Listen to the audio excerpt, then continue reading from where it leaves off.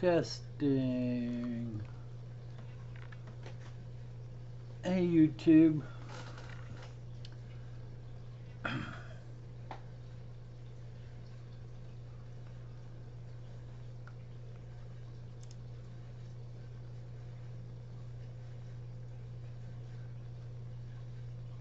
Hey Laura. Thanks. How's Laura doing on this Saturday afternoon?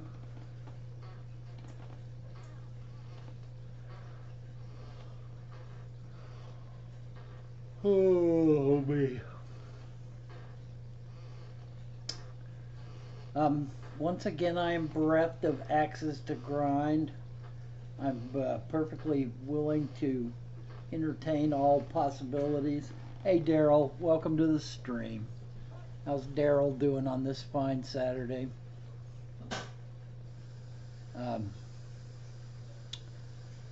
My 55-gallon tank that I rebuilt is doing fine.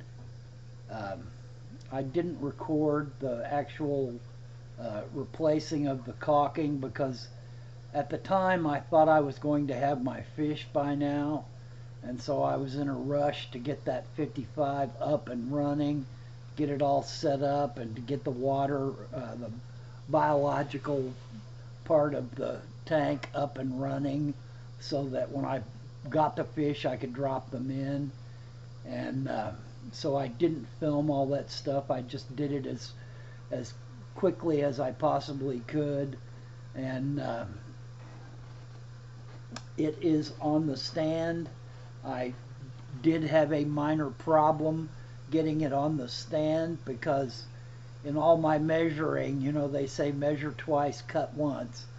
Well, in all my measuring, somehow I got a quarter of an inch off of being able to stick the 55 gallon in the shelf itself, and I had to take my saw and rip a quarter inch off of one of my legs to allow me to get the tank in place.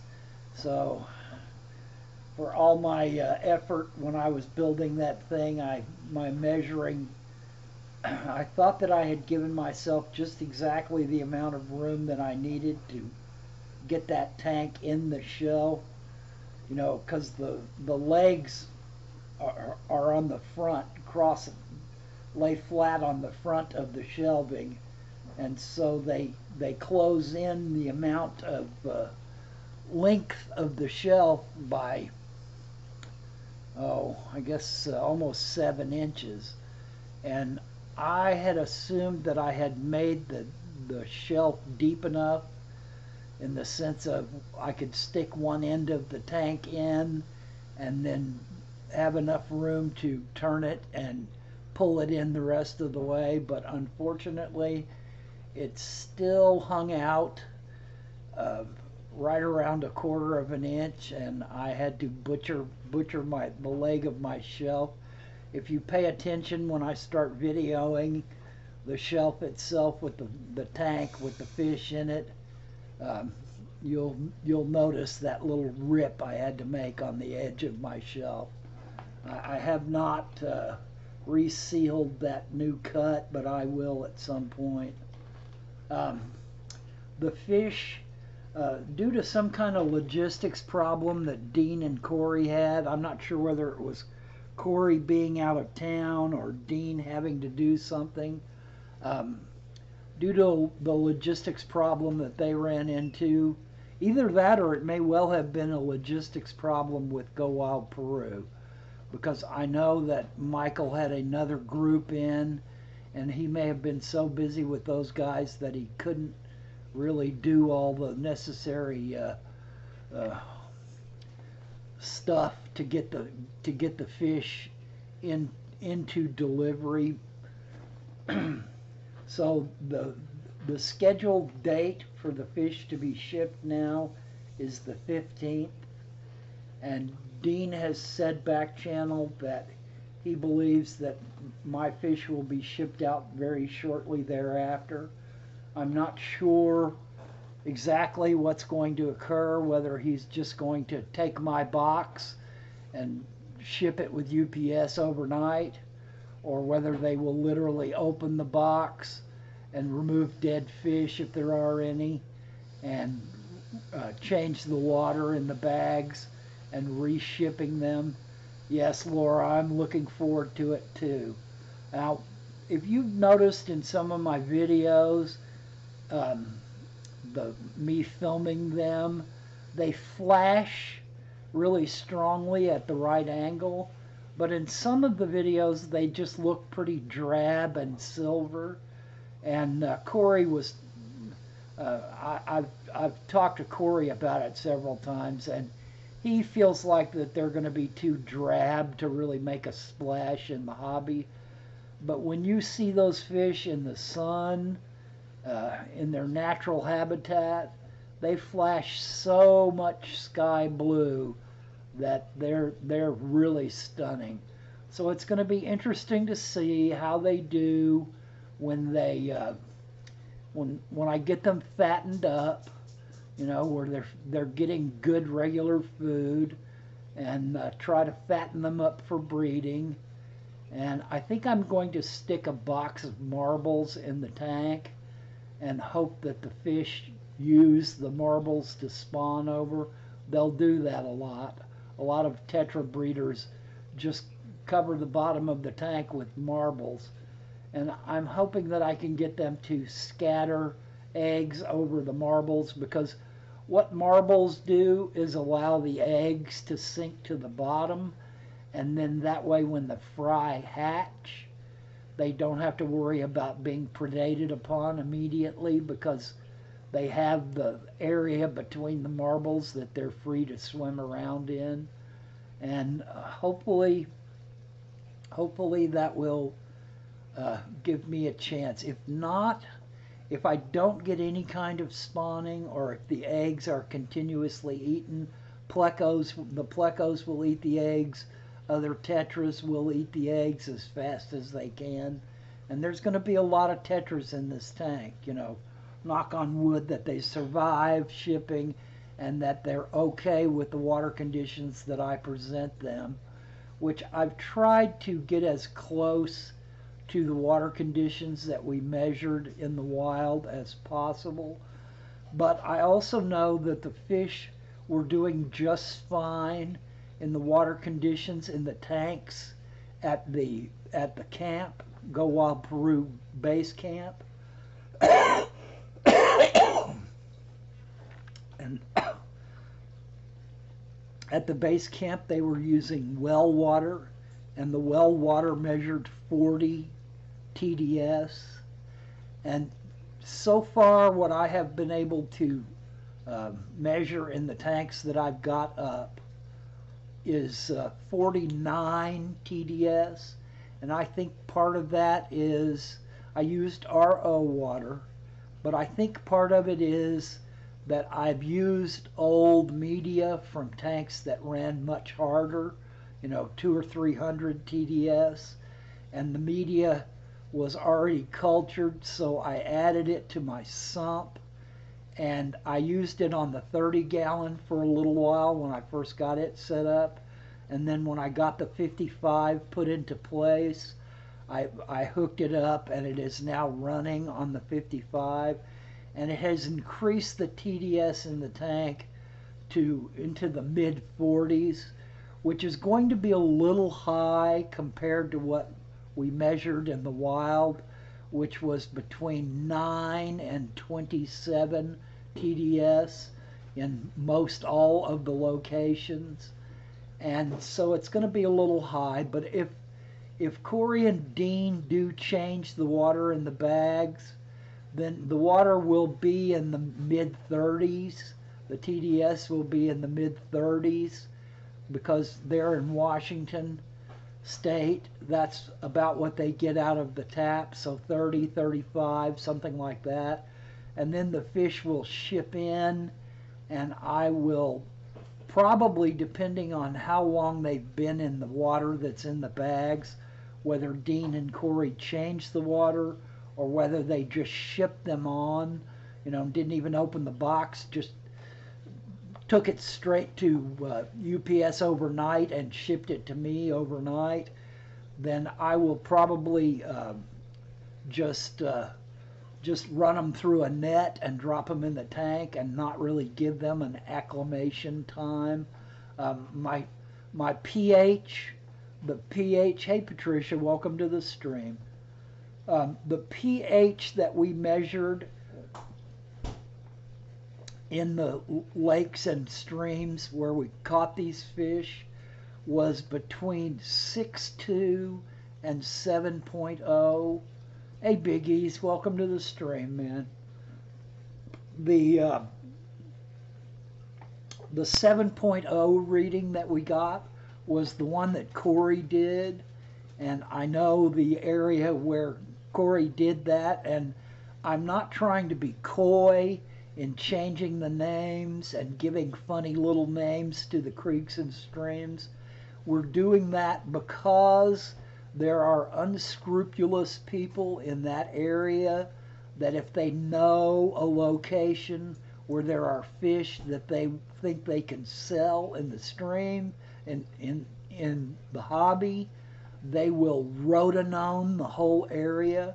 And rotenone is a fairly poisonous chemical that basically stops the fish from breathing properly. And then they will go through and pick the fish they want to sell out of the water and throw them into fresh water, and those fish will recover. They suffer from that rotenone poisoning, but they will recover from it. And then they just leave the rotenone in the creek, and it kills all the fish in the rest of the creek or the stream or the section of the river where you're collecting. So I became, instead of wanting to give away the exact locations so that someone else could repeat the process that we did, I began to understand and realize that I needed to not give exact locations to prevent unscrupulous people, and they are in Peru as well, from using the known locations to poison and kill most of the fish in a stream or river. But at the location that Corey did his water testing video for me, I know that one location was 7.0, but most of the fish that I have got have come from the other locations. A few of the plecos, if they survive, and if I get some of the other plecos other than the gold green, there were gold spot plecos, which were different from the gold green, and there were also some red and black and some red plecos, and that's just the name that Michael Barber gave to us. I don't know exactly what the names are in the trade yet. I have discovered that nigricincus, the tetras, which nigricincus means black belt in Latin, but in the trade they are called imperial tetras. I don't know why they're called imperial tetras, but that's the name that the trade has for them. And I don't think that you will find many of them in the trade, but there are a few that are scattered in and around that you can find in places, and you can look those up under imperial tetras and you'll find them. They get a little larger than the blue tetras do. They indeed have a long black stripe, kind of like an emperor tetra does. They've got a little more blue and a little more red in their coloration. The males show bright red in all of their fins. The females show very little red in their fins. And I've not really watched them long enough to recognize what subdominant males show. I'm guessing that they show a lesser form of red in their fins rather than the really bright vermilion red that the dominant males show. And most of those that we caught were pretty young, like inch and a quarter, something like that. And their markings were not really strong. You can see those in the videos where they're focused. And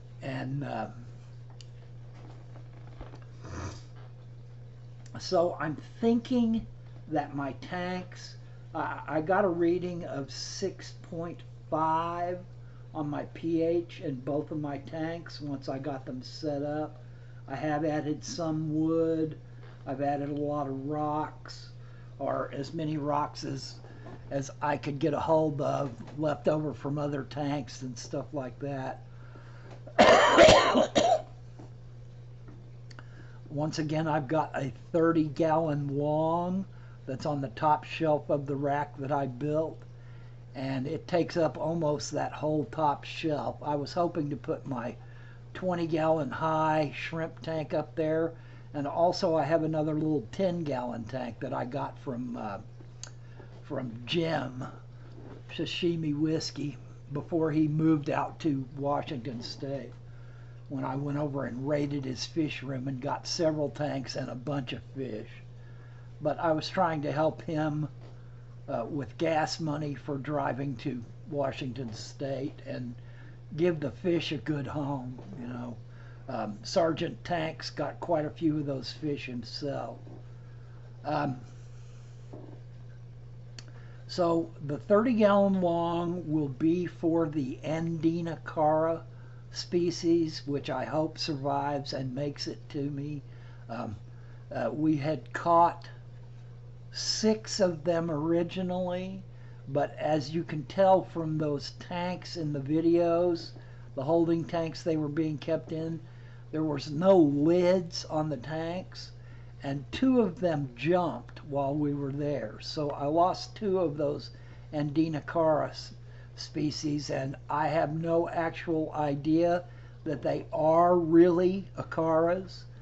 This is the best guess by George Evers, who Michael Barber knows and sent pictures to of what the fish were, and he guessed that they were an undescribed species of Andina cara.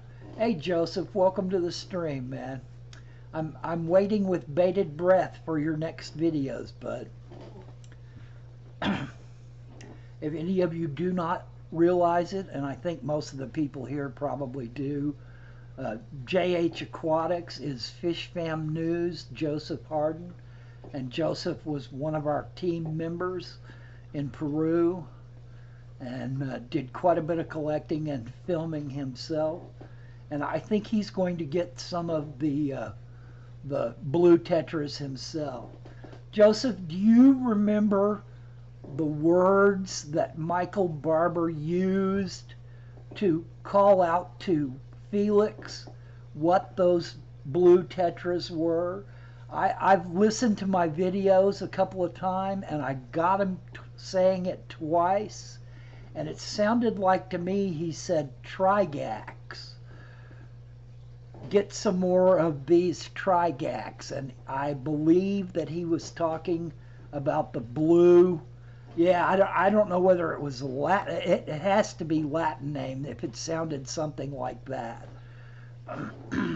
For the blues, for the little silver tetras, the nano tetras that you're getting, the blue ones. I still am unsure exactly of what their Trimac. It might have been Trimac.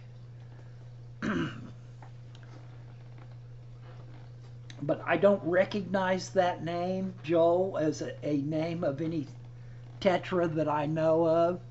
I suppose we could look that up. I mean, the name Trimac kind of rings a bell for me.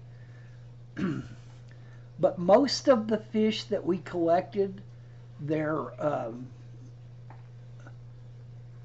descriptions or their nomenclature really doesn't mix. Maybe so, Daryl. Maybe I just missed that. Oh, you're thinking of the Trimax cichlid. Yes, no, these are tetras. They're the little silver colored tetras that flash brilliant blue, about the color of that house right there, that sky blue color. And they just glow when they flash that color. And I think Joseph and I should be getting about 20 each. I know we had over 100. That's what Joseph guessed when he was trying to count, and that's the number that most of us just settled on, was that there were probably a little over 100 of the blue tetras that we caught. And these are quite nano fish. They're quite small. Tytocharex okay, I'm going to copy that because I have not looked them up. I know that we are supposed to. Hey, Sergeant Tanks. Hey, Jeremy. Welcome to the stream, man. You heard me talking about you, so your ears must have been burning. Let's see if I can look those up and see what kind of. It's not letting me copy and paste from the live stream chat.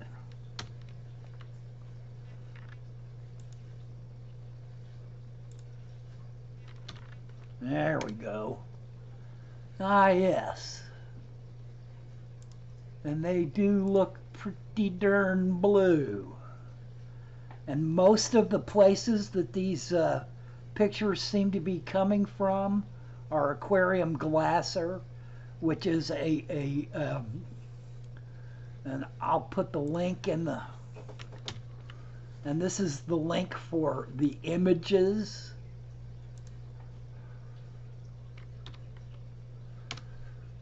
There we go. That's just the link for the images. I will have to go back and look them up. But I still don't have a clue what the hobby name is for them. The Nigricincus are called imperial tetras in the hobby. But these little fish, and they are very small, just have the most brilliant sky blue flash on them. And Aquarium Glasser is a German company that ships in and ships out fish to major dealers. You cannot buy from them in the sense of, I want to buy 5 or 6. Their original collection site was on the Tambopata River. Tambopata. I don't know that river. Was that one of the rivers that we were on, Joseph?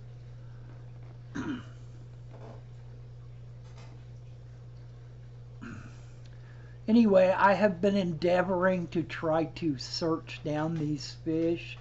I think that Michael is going to include in our shipping some of the information about them.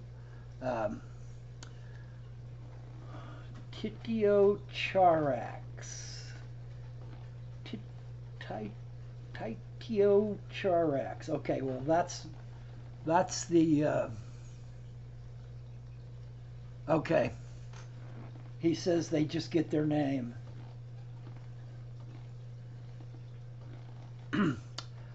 Patricia, depending on which picture you were looking at, hey, the Fish Loft, welcome to the stream. Depending on which picture you were looking at, you may well have been looking at a shot of one of the rivers that the illegal gold mining has destroyed. And basically, for the way they do their illegal gold mining is they locate a hill or a riverbank or the side of a mountain, and they take water from the stream and pump it at high pressure, and they wash away all of the mud and dirt that is in with the gold. And they have ways of collecting the gold, the mud and rocks all get collected away from the gold. They have fine screens that collect the gold, and heavy screens that collect all the rocks and debris and plant material, and it all gets foisted away, and what is left is super muddy water that has some amount of mercury in it that washes into the stream, right back into the stream. So basically they're pulling water out of the stream, blasting away at a hillside, collecting their gold, treating to collect their gold with the mercury, and then the water goes right back into the stream itself because it's just basically runoff, and it destroys the fish life in the stream. It becomes so heavily concentrated with mud and muddy water and mercury poisoning that it ends up killing almost everything in those streams. So most of the places, it was pretty easy to tell where heavy mining had gone on because the streams were pretty much just a solid mud debris color, and the clay mud was pretty much pretty much reddish. So any stream that you see that is solid red, not the ones, hey 54 Punchy and hey Fish Lop, welcome to the stream. Any of the stream pictures that you see or river pictures that you see that are really bright red, the water just looks like solid mud, like that picture, that was up in the mountains, much higher above where the mining is done, so the water's perfectly clear. I don't know if any of you caught it, but I have a picture in this group of Corey standing behind that waterfall. You could barely see him because he was wearing a blue shirt, a long sleeve shirt.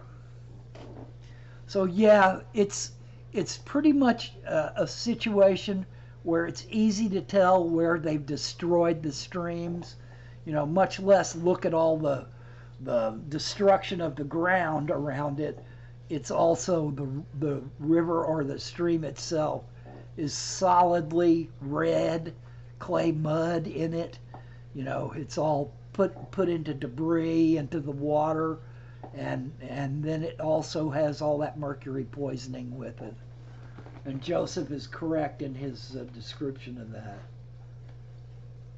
that. Daryl, I think that they do. A lot of it is big Chinese money that's in there to get the gold.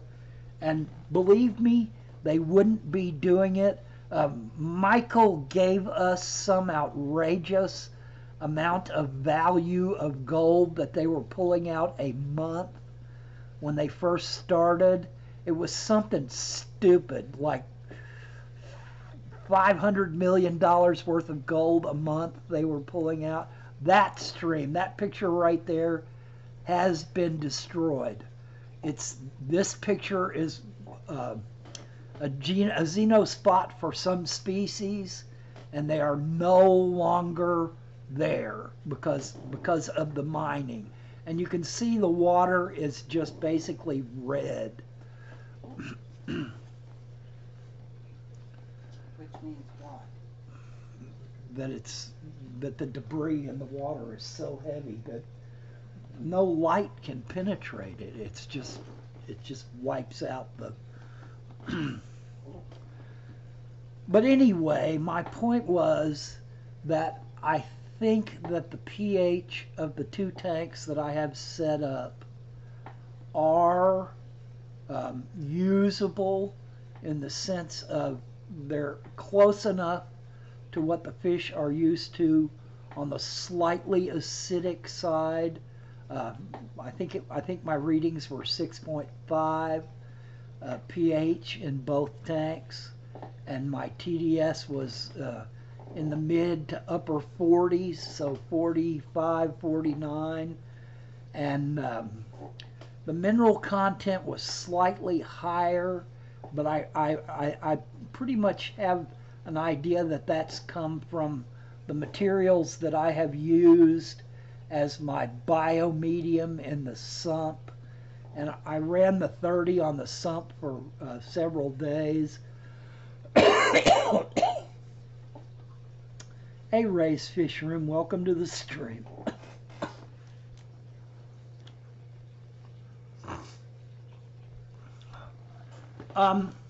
Daryl asked what were the mountain roads like, lots of drop-offs or trees on all sides. Usually the mountain roads were one side was either a short rise and then further back a very tall rise. In other words, the roads were cut onto the side of the mountains. And in some places there was a steep drop-off, but most of the places pretty well ran off to the valley.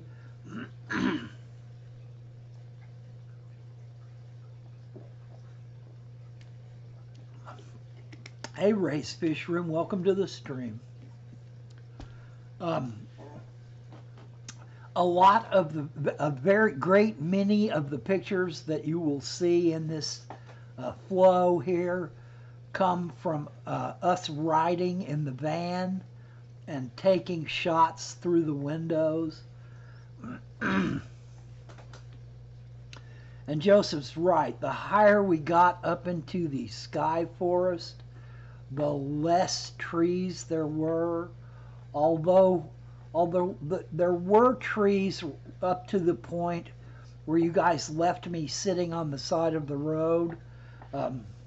At one point when we were going to 10,000 foot, at about 8,000 foot they pulled over to let us take pictures because it was a beautiful valley and you could see the mountaintop that we were headed for. And I felt like I had a 500-pound rock on my chest and I could not breathe. Anybody that wants to do that kind of mountain climbing needs to not smoke ever, because it completely reduces your lungs' capability of being able to take in enough oxygen to get by in higher elevations. And I literally told Michael to leave me beside the road there while you guys went up to the rest of the way up to the town, so that I could continue to breathe and not get up to the top and be completely without oxygen. And I sat there for a couple hours while they went up to the town. And there were still trees at that altitude. Oh, so Joseph, it was 11,000 foot up on top, huh? Where the Inca town was. I must have been at 7,500 or 8,000 myself, and it was too much for me. Now, Dean did, on the way up, Dean Tweedale gave me a high altitude sickness pill, and when I told them to leave me there, he gave me another one, and that started easing me down a little bit. After about 40 minutes or so, I began to be able to breathe much more easily.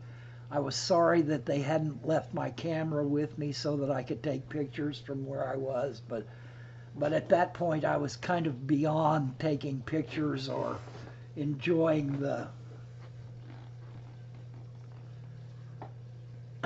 yeah.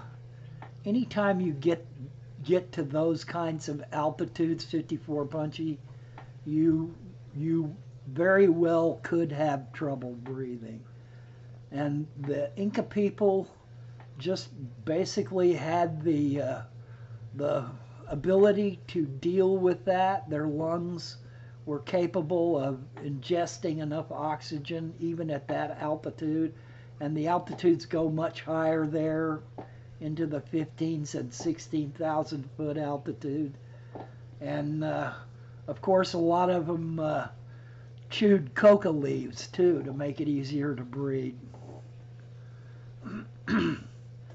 Fishloff says pilots need oxygen at 10,000 foot. Yeah.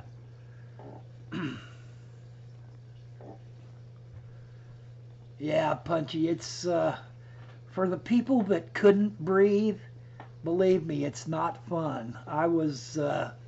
They sat down with me and took a picture because they weren't sure I was still going to be alive when they came back down again. But I survived it. Punchy says he smokes, but he lives at over 7,000 foot, so he can handle it. Yeah, I guess a lot of it is what you're used to, what your body's used to doing. But that was an extremely touch and go situation for the way I felt at the time. In many ways, I was not capable of doing this trip in the sense of really being out there in the forefront with Felix and Dean, beast collecting fish like they were doing, and yet it did not stop my desire to go. Yeah, that's what I was doing a lot of, Joseph, was sitting there meditating and doing my meditative breathing when I was there. And it helped quite a bit. After a while, by the time you guys got back, I probably could have made it up the mountain, but I was ready to get down to where it was a lot easier to breathe by then. Actually, I was wearing shirt sleeves, if you can see in the picture, and I was having no problems with the cold. Felix kept asking me, was I cold? Did I need a shirt? And I kept saying no, that I really didn't, that I didn't feel that cold. I mean, it was getting into the 60s at night here in Indiana anyway, so... But at one point, a big bank of clouds came up, and it blocked the sun, and the breeze came up with it. And I actually started, that's the first time when we were in Peru that I actually felt like I was beginning to feel cold, because it was pretty cold up there without sun shining on us. But back to my point, I think that my tanks are ready. They're as ready as they're ever going to be until after the fish go in and the biological adjusts to how much load there is on it. I figure I will probably have over 100 fish in the 55. I'm guessing anywhere from 7 to 12, or maybe even up to 20 gold green plecos, maybe another 6 or 7 of other types of plecos, which all get to be about 3 or 4 inches total length. So that's 25. I figure about 20 to 25 blues, which would be 50. I figure well over 20, probably in the 30 to 40 range on the Nigricinctus, which will put me over 100.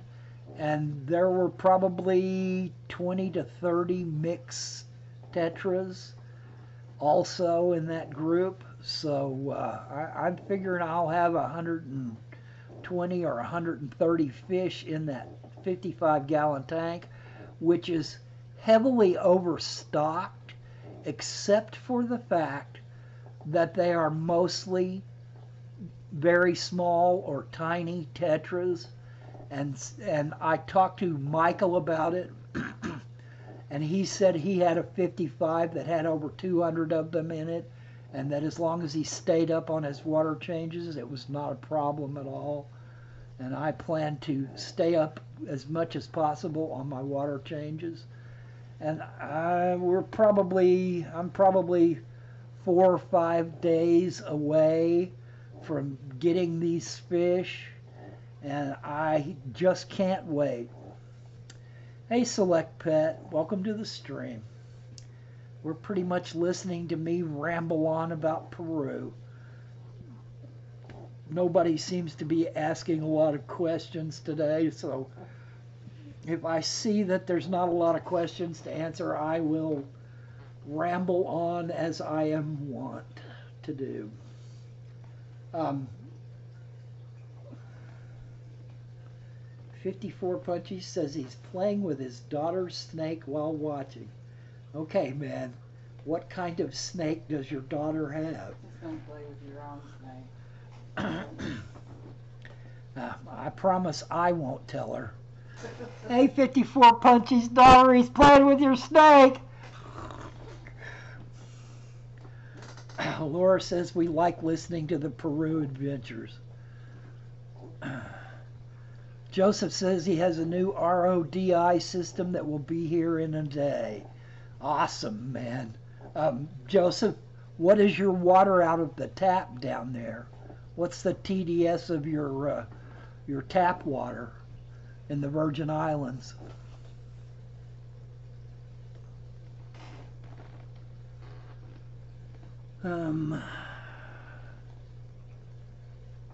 A beautiful piebald ball python. Wow, that's really those really are beautiful snakes. And Joseph is getting 350 out of the tap. Yeah, that's great water for African cichlids and neocaridinias, and $600 for her. You better put that snake down, 54 Punchy.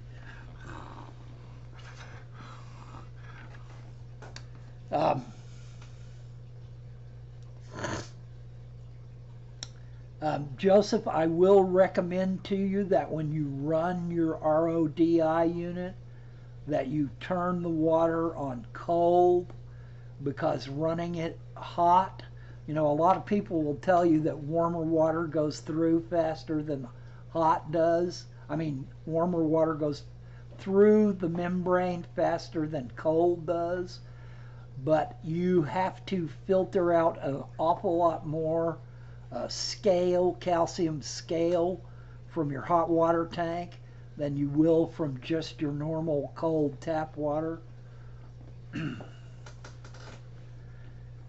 54 Punchy says he's babysitting it for a few days, kind of terrified something is going to happen to it.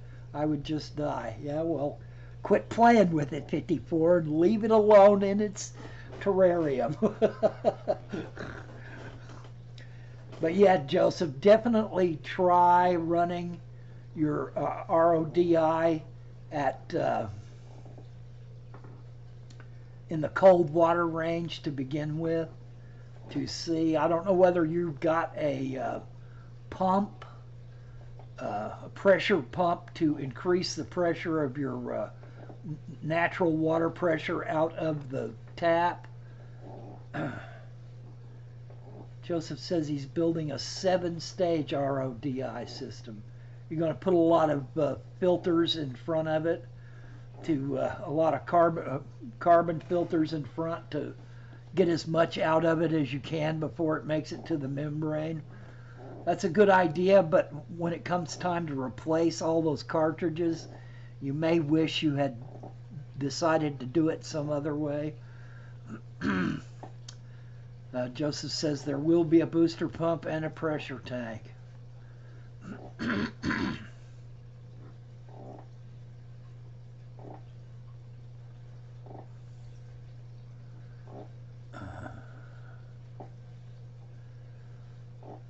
Well, it sounds like that will get your water going, but you better get to pumping out enough RODI to house these fish in, because you need to get the bacteria up and running before you just drop those fish into a raw situation, Joseph. I'm sure you know this, but that's why I jumped out my butt to get my 55 up and running, so it could have time to season a little bit. And I used stability, and I also had some safe start left, and I've been using both of them to get the bio active going. Select Pets has never used an RODI system, so they scare me a little. I'd screw it up somehow. Joseph says he's already got a tank cycled and waiting. Good for you, man. Just need to lower the TDS. Okay. So you cycled it with your normal water, and now you're going to replace it with the with the RODI water. I guess that will work. I basically just ran out about 90 gallons of RODI water, which took quite a while because I do not have the pressure pump. I just run with straight tap, but I collect it in a large basin, and I filled both tanks up, and I filled my sump up and just set it all to running. Well, I got the 30 and the sump up long before I did the 55, but the 55 came in a few days. So mine have both been up and running for over a week, so I've gone through the stability thing. I will also add stability as I add the fish, because I know that it's going to try to cycle really hard when I put them in, and I don't want to lose my fish to a bacteria bloom at all. I've put sponge filters in both tanks. I've put wood in both tanks. I've put magnolia leaves, dried magnolia leaves in both tanks. I put a lot of rocks in both tanks. I have a 30-gallon hang-on back and a 20-gallon sponge filter on the 30. I have a 60-gallon sponge filter and the sump running, and also a wave maker to the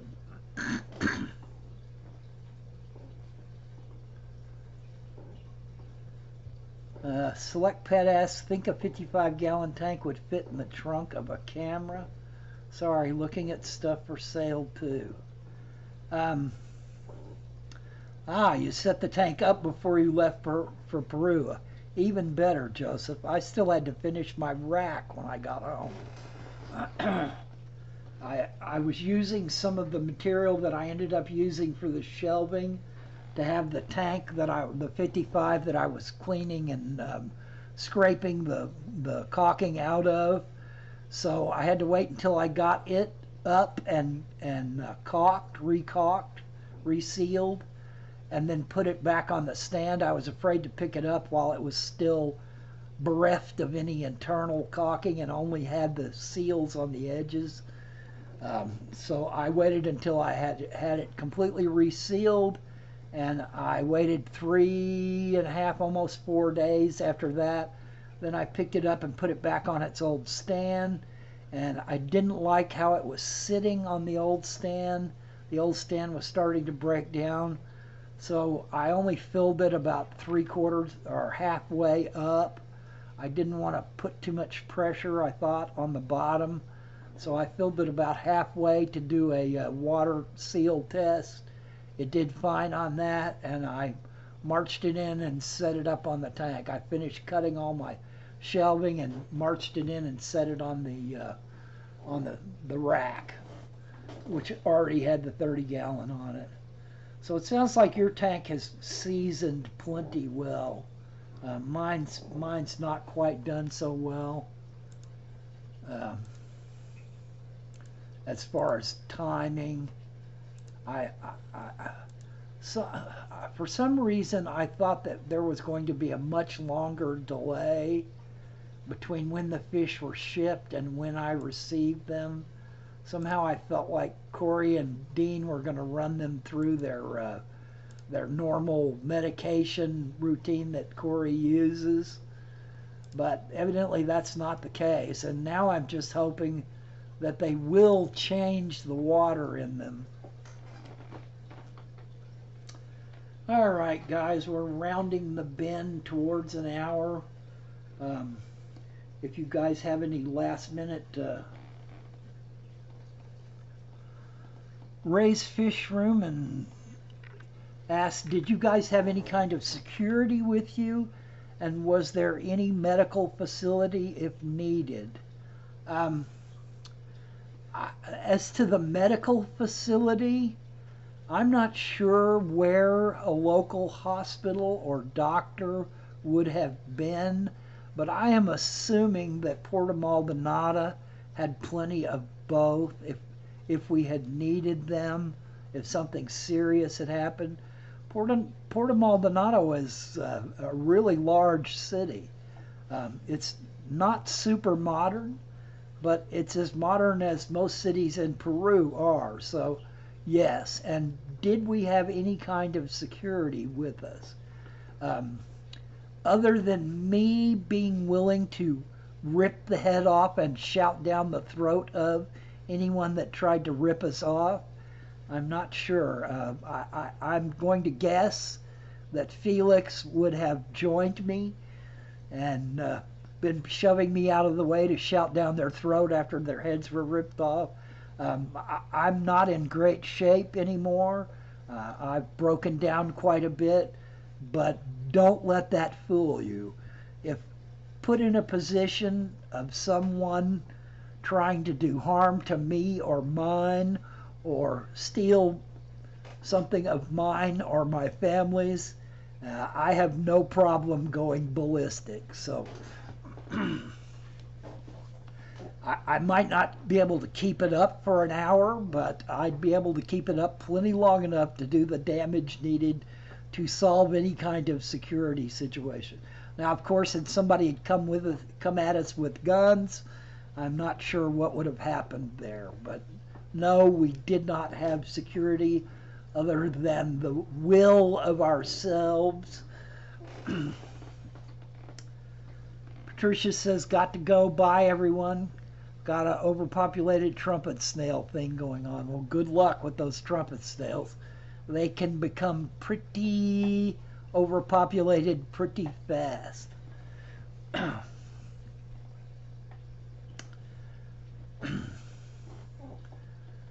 All right, guys. I'm about ready to wrap this thing up a little early. We're at the 52:35 mark, and I have things to places to be and people to go. So I'm going to wrap it up, guys. Thank you for spending some of your Saturday afternoon with me. Thank you, Joseph, for popping in and giving much needed information. I'm going to spend a little bit of time looking at Titicarex tembopatensis. And you guys all have a great weekend too. I hope there's been some little kernel of knowledge here that was worth your time. If not, I'll be sure to refund your money. You guys have a good rest of the weekend, and good luck with your fish.